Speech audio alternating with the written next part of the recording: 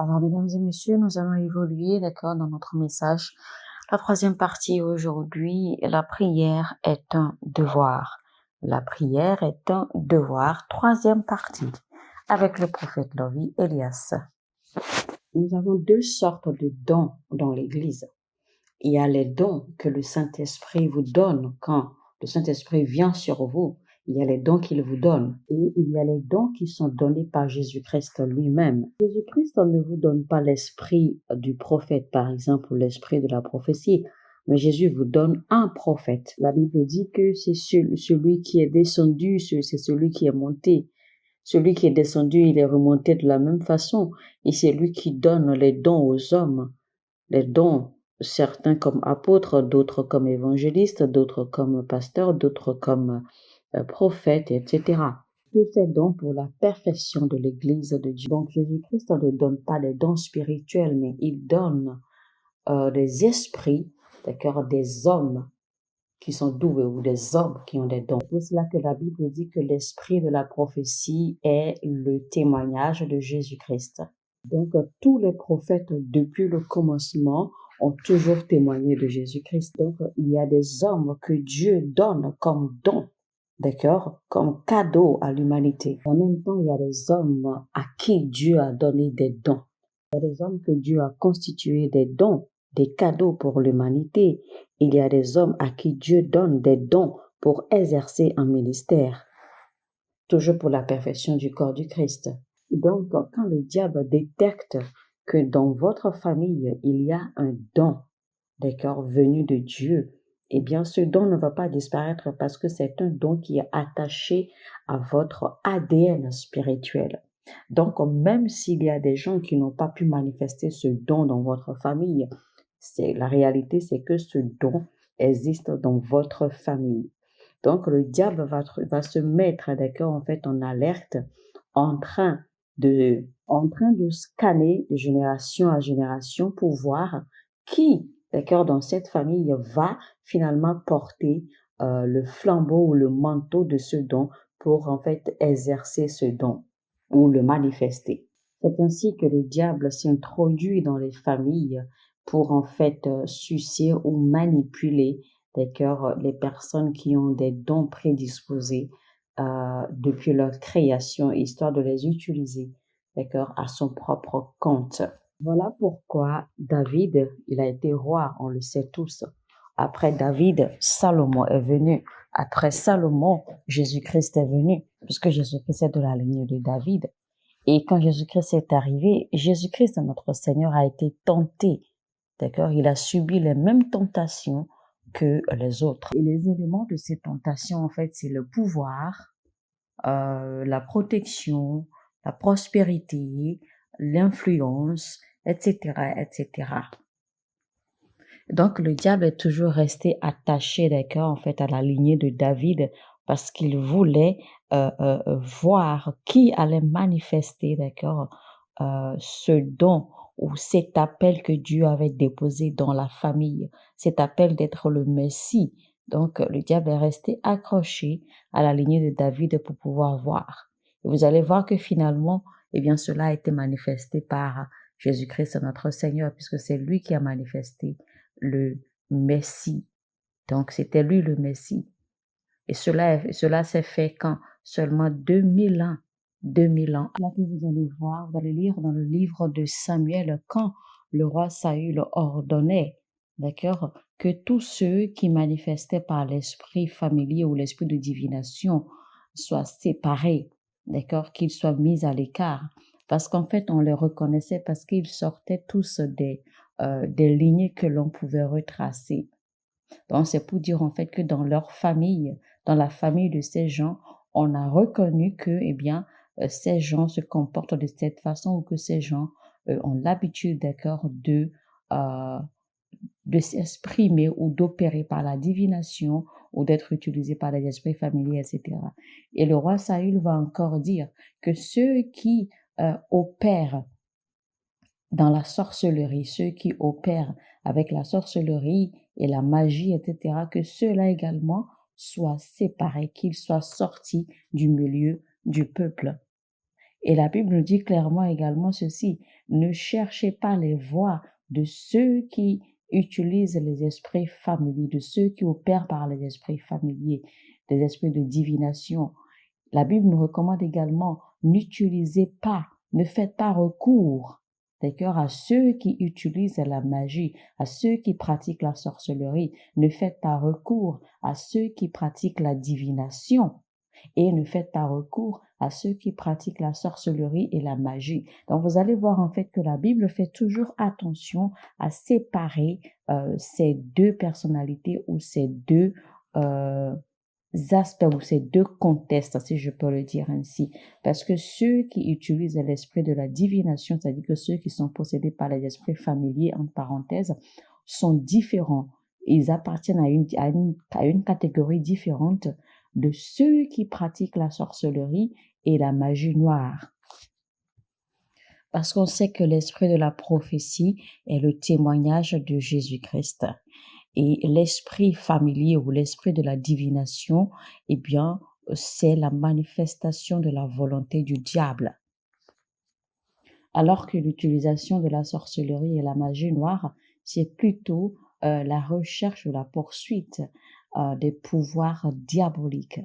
Maintenant, quand on parle de l'esprit de la divination ou l'esprit familier, eh bien, c'est un esprit qui se mélange, d'accord, ou qui s'accroche à un individu, ou qui se marie à un individu, ou un esprit qui possède un individu, d'accord, pour pouvoir manifester la volonté du diable. Et donc, vous allez voir en fait que les personnes qui utilisent l'esprit de la divination généralement ne sont pas libres de leur volonté parce que ce sont des personnes qui ont hérité de cet esprit même sans le vouloir. Ce sont des personnes qui ont été possédées par cet esprit même sans le vouloir. Et donc, ces personnes en réalité sont liées.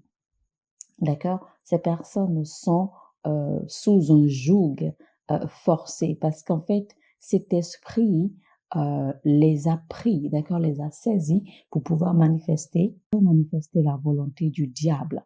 Donc, ces gens, en fait, qui sont possédés par l'esprit familier ou l'esprit de la divination sont en réalité emprisonnés contre leur volonté. Donc, quelqu'un qui opère avec un esprit familier ou un esprit de divination le fait contre sa propre volonté parce que ce n'est pas quelque chose que la personne a décidé de faire, puisque cette personne est possédée contre sa volonté.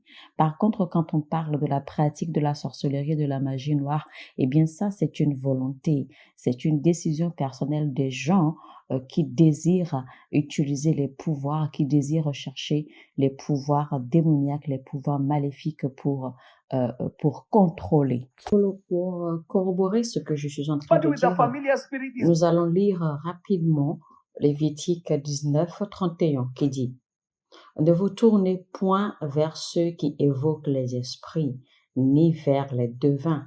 Ne les recherchez point, de peur que vous souilliez avec eux.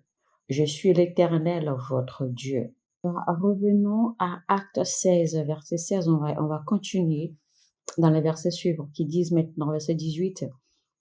Elle fit cela pendant plusieurs jours. Paul, fatigué, se retourna et dit à l'esprit, « Je t'ordonne au nom de Jésus-Christ de sortir d'elle. » Et il sortit à l'heure même. Vous voyez un peu ce que je disais? Donc, quelqu'un qui opère ou quelqu'un qui fonctionne avec un esprit familier ou un esprit de divination, en fait, ne le fait pas de son propre gré. C'est parce que ce dernier, en fait, est possédé, d'accord, par cet esprit. Donc, cet esprit, en fait, c'est un esprit qui possède un être humain, utilise l'être humain, d'accord, juste pour s'exprimer. Donc, cette jeune fille, en réalité, n'est pas maître d'elle-même. Ce n'est pas elle qui parlait, c'était plutôt cet esprit qui la possède, qui parlait à travers elle. Donc, elle était prisonnière, d'accord, de cet esprit, ok? Et vous allez voir, la Bible dit clairement que Paul a ordonné à l'esprit de sortir et l'esprit sortit d'elle. Donc, ce n'était pas elle en réalité. Donc, on continue. Les maîtres de la servante, voyant disparaître l'espoir de leur gain, se saisirent de Paul et de Silas et les traînèrent sur la place publique devant les magistrats. Alléluia. Maintenant, je vous explique un peu en fait la manifestation de cette fille. L'esprit impur, cet esprit de divination qui était en elle en réalité et qui avait l'habitude de s'exprimer, ce jour-là, quand elle a vu Paul et Silas, en réalité, ce n'était pas cet esprit impur qui a parlé, parce que rappelez-vous, la fille avait dit que voici ces hommes sont des hommes et qui sont des serviteurs de l'Éternel, qui sont des serviteurs du Dieu Tout-Puissant, et que ces serviteurs viennent vous annoncer les voies du Seigneur. Pensez-vous que le diable va vous annoncer les voies du Seigneur? Le diable ne va jamais vous montrer, d'accord, la source pour recevoir les voies du Seigneur.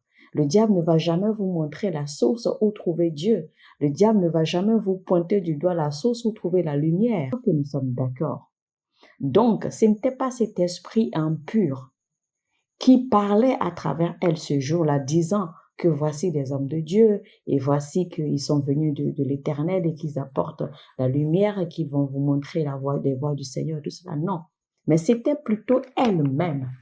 Cette voix sortait de son âme parce que cette fille a une prédisposition, d'accord, de discerner dans le spirituel.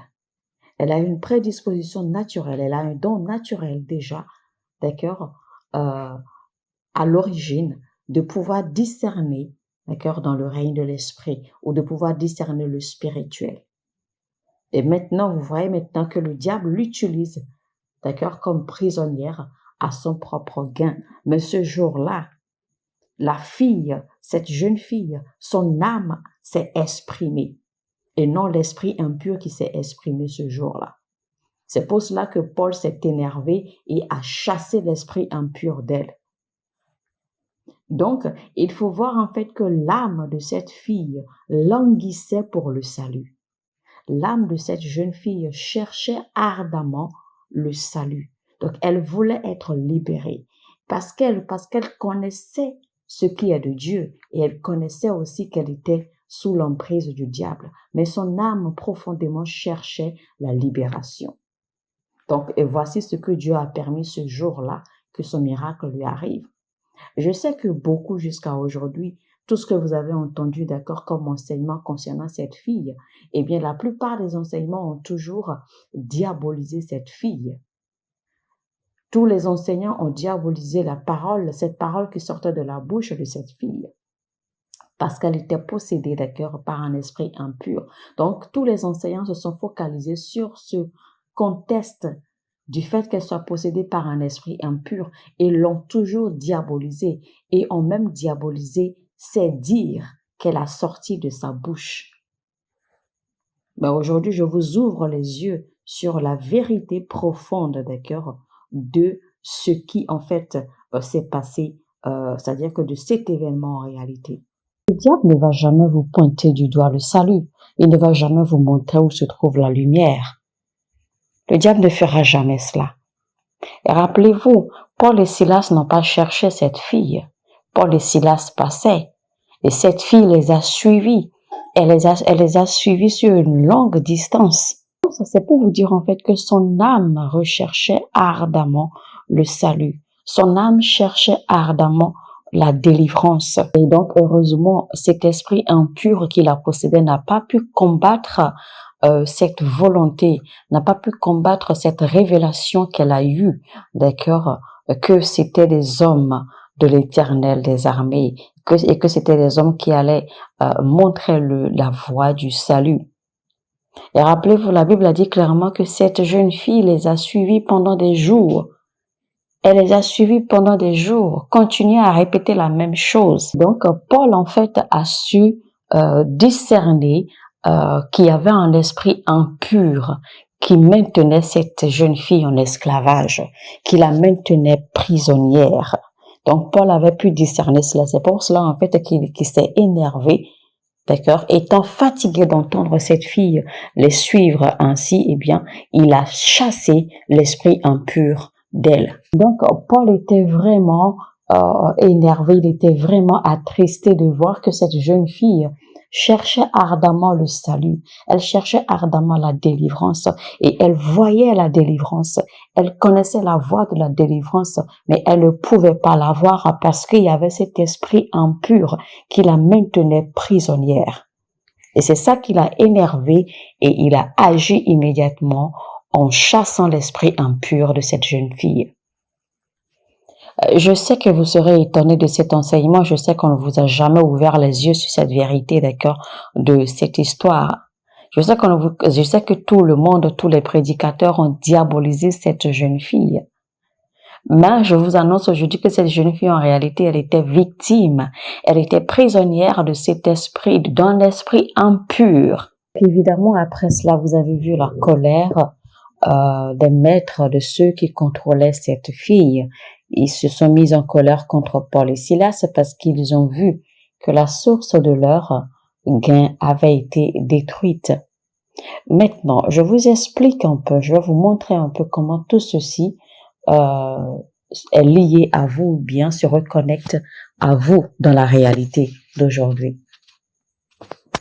Chaque fois que vous interrompez un esprit ou des esprits maléfiques d'influencer votre avenir ou votre futur. Je ne sais pas si vous avez déjà rêvé et que vous avez vu un peu comme des officiers qui vous pourchassent ou des officiers qui essaient de vous mettre en prison ou qui essaient de vous attraper, etc. Ce sont des esprits en fait. Ce sont des esprits qu'on appelle les geôliers, d'accord? Des geôliers ou des officiers de prison. Ok, donc quand vous interrompez en fait des esprits maléfiques à influencer votre avenir ou à influencer votre futur ou à influencer les plans de Dieu pour votre vie, eh bien le diable va libérer les geôliers contre votre vie, parce que le diable saura que, eh bien s'il y a un esprit, parce qu'en fait si vous avez un problème avec les esprits de divination et que vous arrivez à en être délivré, eh bien la prochaine étape, c'est que le diable va lancer contre vous les esprits qu'on appelle les geôliers pour en fait s'assurer qu'ils vous mettent en prison, histoire de vous empêcher, d'accord, d'avancer dans votre avenir ou d'avancer dans la vie.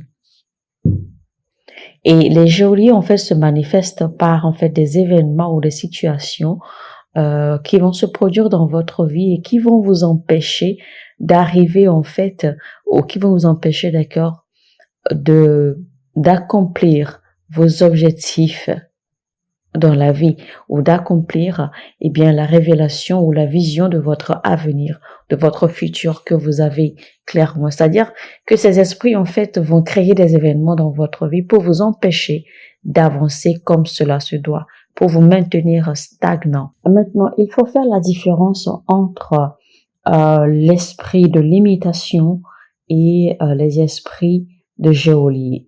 Parce qu'en réalité, les esprits de limitation, en fait, vous permettent, d'accord, de réussir jusqu'à un certain niveau. Les esprits de limitation, en fait, vous posent des barrières, vous posent des limites. C'est-à-dire qu'il y a des choses que vous faites, que vous accomplissez, mais vous ne pouvez pas dépasser tel ou tel ou tel niveau. Vous ne pouvez pas dépasser telle ou telle échelle, etc. dans la vie. Vous voyez? Donc, ça, c'est un peu ainsi que fonctionne l'esprit de limitation. Par contre, l'esprit de geôlier, eh bien, ces esprits vous empêchent carrément d'avancer. C'est-à-dire que vous n'avancez pas du tout. Vous n'accomplissez rien du tout. Tout ce que vous touchez, en fait, échoue. Rien que vous touchez qui prospère. Rien que vous touchez qui marche. Rien ne réussit entre vos mains. Vous êtes juste là. Rien ne bouge autour de vous. Vous n'avancez pas. Vous ne reculez pas.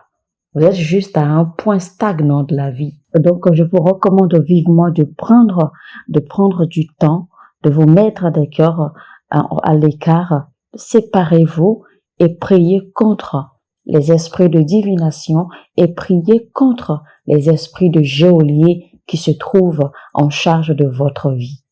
Alléluia. Mesdames et messieurs, ce sera donc tout pour le message du jour. C'était donc la 3e partie de notre message. La prière est un devoir. 3e partie, Prophète Lovey Elias. Si vous avez aimé ce message, n'hésitez surtout pas à liker, cliquer sur le bouton j'aime et partagez ce message au maximum autant que vous pouvez.